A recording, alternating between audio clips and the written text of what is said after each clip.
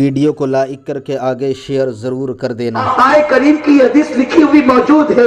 آقائے کریم صلی اللہ علیہ وسلم نے فرمایا جس نے ایک گھونٹ شراب کا پیا 40 دن تک نہ اس کی نماز قبول ہوتی ہے نہ اس کی دعا قبول کی جاتی ہے۔ میرے پیارے آقا علیہ الصلوۃ والتسلیم کے پیارے دیوانوں، آج شراب ہی کی بنیاد پر، نشے ہی کی بنیاد پر دنیا میں بہت ساری برائیاں جنم لے رہی ہے، اس لیے کہ شراب پینے سے انسان کے وجود کے اندر بے حیائی پیدا ہوتی ہے۔ شراب پینے کی وجہ سے شہوت کے جذبات بڑھنے لگتے ہیں، اور جب ایک انسان شراب کا یا نشے کا عادی ہوتا ہے اور اس کے اندر شہوانی خواہشات اور نفسانی خواہشات جذبہ کے ساتھ بڑھتی ہے تو ایک جگہ سے اس کو سیرابی نہیں ہوتی، پھر وہ کئی جگہ پہ منہ مارنے کی کوشش کرتا ہے، اور 2-3 جگہ تو پھر وہ سیراب بھی نہیں ہوتا، پھر کئی جگہ جانے کی کوشش کرتا ہے، اور مسلسل زنا کی بنیاد پر، بدکاری کی بنیاد پر ایڈز جیسے مرض کو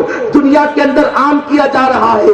میرے پیارے آقا صلی اللہ علیہ وسلم کے پیارے دیوانوں، دنیا کی جو قوم شراب اور نشے میں ڈوب جاتی ہے وہ قوم تباہ کر دی جاتی ہے، وہ قوم برباد کر دی جاتی ہے۔ میرے پیارے آقا علیہ السلام کے پیارے دیوانوں، کچھ لوگ یہ سوچ سکتے ہیں چلو شراب حرام ہے، آج تو ہم شراب نہیں پیتے، لوگ ایسا بھی کرتے ہیں، نشے کے انجیکشن لیتے ہیں، لوگ جو ہے وہ کتا چھاپ گولیاں کھا کر نشہ کرتے ہیں، لوگ جو ہے وہ ہیروئن یوز کرتے ہیں۔ میرے پیارے آقا علیہ الصلوۃ والتسلیم کے پیارے دیوانوں، اب یہ کیا ہے؟ اس کا تو حدیث میں ذکر موجود نہیں۔ قربان جائیں، اللہ جس کو نبی بنا کر بھیجتا ہے اس کو غیب کا علم دے کر کے بھیجتا ہے، اور میرا نبی امام الانبیاء ہے۔ اللہ نے میرے نبی کو علم ما کان و ما یکون عطا فرمایا۔ آقا جان رہے تھے کہ کبھی شراب کا استعمال نہیں ہوگا تو شراب کے بدلے میں دوسری چیزوں سے نشہ کیا جائے گا۔ میرے غیب کا نبی نے 14.5 صدیاں پہلے اعلان کر دیا کل مسکر حرام، ہر نشہ اور چیز حرام ہے، جس سے نشہ ہوگا وہ حرام ہے، اس کا استعمال نہیں کیا جا سکتا۔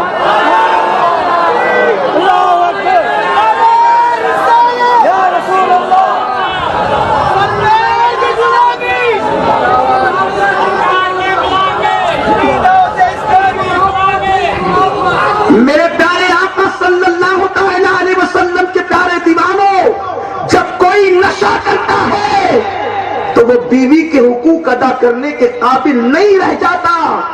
ایک نشہ ہے جس کی بنیاد پر کتنی برائیاں قوم میں جنم لے رہی ہیں۔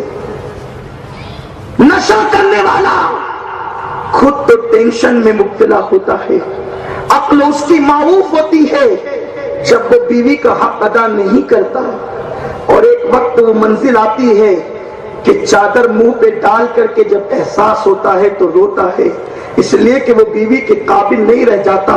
میری زبان حیا خاموش ہے کہ میں مزید اس کی کوئی تشریح کروں، لیکن اتنا ضرور کہوں گا، جب بیوی کی شہوانی بھوک ادا نہیں کی جاتی اور اس کو سیرابی نہیں ملتی تو نتیجے کے طور پر ناجائز تعلقات کے معاملات بڑھتے چلے جاتے ہیں، عورتیں دوسروں کا ہاتھ پکڑنے لگ جاتی ہے، اس لیے کہ انسان کے قبضے میں یہ چیز ہے ہی نہیں۔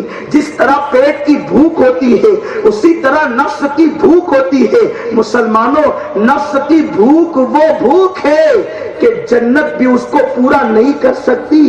جنت کی ساری نعمتیں موجود تھی لیکن نفس کی تکمیل کا سامان نہیں تھا، تو جناب آدم یوں عرض کر پڑے، میرے مولا میرا کوئی تو ایسا ہو جس کے سامنے میں دل کی بات کہہ سکوں۔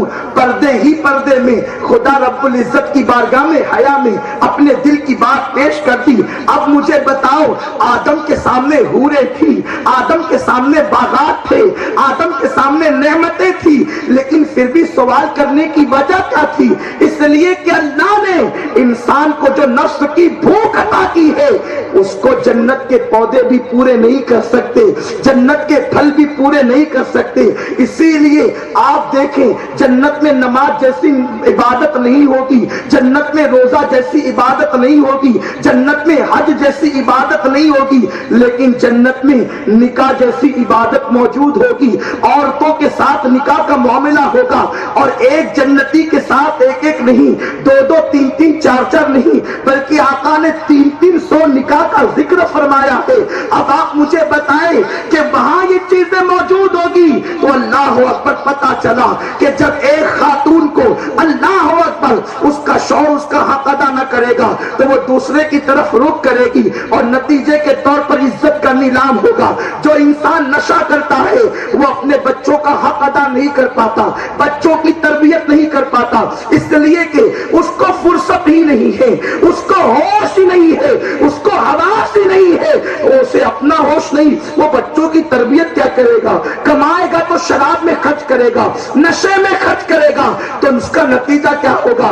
बच्चे अनपढ़ रहेंगे, जाहिल रहेंगे, बेपढ़े रहेंगे, इल्म और तरबियत से दूर रहेंगे। मुसलमानों, अगर सहाबा की औलाद को सहाबा की सोबत और तरबियत न मिल सकी तो वो बिगड़ गए।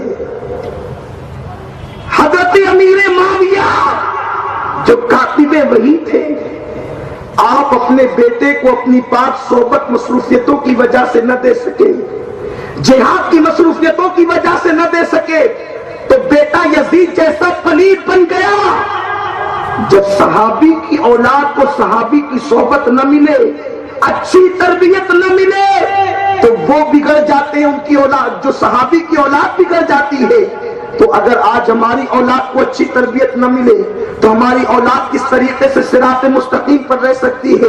एक नशा है जिसकी बुनियाद पर इतने खुराफात हैं। मेरे आका मुस्तफा करीम रऊफुर रहीम सल्लल्लाहु तआला अलैहि वसल्लम इरशाद फरमाते हैं, हजरत अब्दुल्ला इब्ने मसूद इसके रावी हैं, इब्ने मसूद फरमाते हैं, मेरे आका सल्लल्लाहु अलैहि वसल्लम ने मुझसे कहा, ऐ इब्ने मसूद, मेरी उम्मत के कुछ लोग ऐसे होंगे कि जो रात को सोएंगे तो उनके चेहरे अच्छे भले होंगे, और जब वो सुबह को बेदार होंगे तो या तो उनके चेहरे सूअर की तरह होंगे या तो बंदर की तरह होंगे।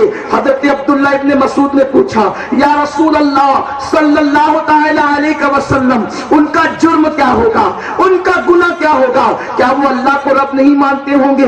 मोहम्मद अरबी सल्लल्लाहु अलैहि वसल्लम को अल्लाह का रसूल नहीं मानते होंगे? क्या वो कुरान को अल्लाह की किताब नहीं मानते होंगे? आका ने फरमाया, इब्ने मसूद, वो अल्लाह को रब भी मानेंगे, मोहम्मद अरबी को रसूल भी मानेंगे, कुरान को अल्लाह की किताब भी मानेंगे, यानी वो कलमा पढ़ने वाले होंगे, वो मुसलमान होंगे, फिर भी उनके चेहरे रातों रात बदल दिए जाएंगे।